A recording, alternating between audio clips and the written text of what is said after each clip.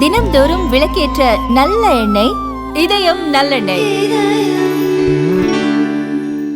கோவில் நிலத்தை ஆக்கிரமிப்பாளர்களுக்கு தாரை வார்க்கும் தாவேக்கவின் முயற்சி அதிர்ச்சியை ஏற்படுத்தியுள்ளது.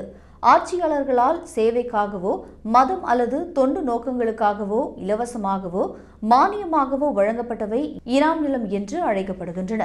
1963ஆம் ஆண்டு தமிழ்நாடு மைனர் இனாம்கள் ஒழித்தல் மற்றும் ரயோத்துவாரி நிலமாக மாற்றுதல் சட்டம் கொண்டுவரப்பட்டது.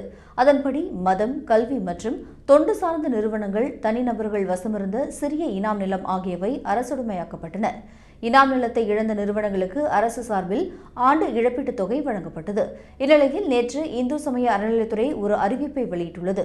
அதில் புகழிமலை பாலசுப்ரமணிய சுவாமி கோவில், கரூர் கல்யாண பசுபதீஸ்வரர் சுவாமி கோவில், குப்புச்சிபாளையம் ரவீஸ்வரர் சுவாமி கோவில், வெஞ்சமாங்குடலூர் விக்ருதீஸ்வரர் கோவில் ஆகியவற்றுக்கு சொந்தமாக மொத்தம் 15 கிராமங்களில் 3084.95 ஏக்கர் நிலம் இருக்கிறது.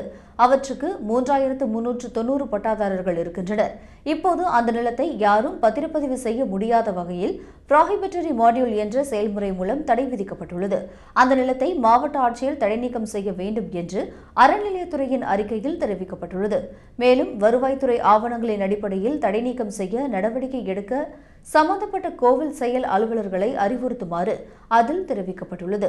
இன்று கரூரில் முதல்வர் விஜயின் மக்கள் சந்திப்பு நிகழ்ச்சி நடந்தது. அதில் சமீபத்தில் தாவேக்கவில் இணைந்த முன்னாள் அமைச்சர் எம்.ஆர். விஜயபாஸ்கர் பேசினார். கரூர் மாவட்டத்தில் இனாம் நிலத்தில் வசிப்பவர்களின் வீடுகளுக்கு திமுக அரசு சீல் வைத்தது. அந்த மக்கள் சொந்த மண்ணில் அகதிகளாகிக் கொண்டிருக்கின்றனர். இந்த விவகாரத்தில் முதல்வர் தனி கவனம் எடுத்து தீர்த்து வைக்க வேண்டும் என எம்.ஆர். விஜயபாஸ்கர் பேசியிருந்தார்.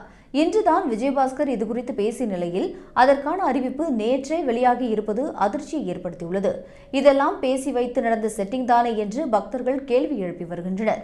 முந்தைய திமுக அரசே செய்ய தயங்கிய கோவில் நிலத்தை ஆக்கிரமிப்பாளர்களுக்கு தாரை வார்க்கும் செயலை தாவேக்கா அரசு தொடங்கிவிட்டதா என்று கேள்வியும் எழுந்துள்ளது.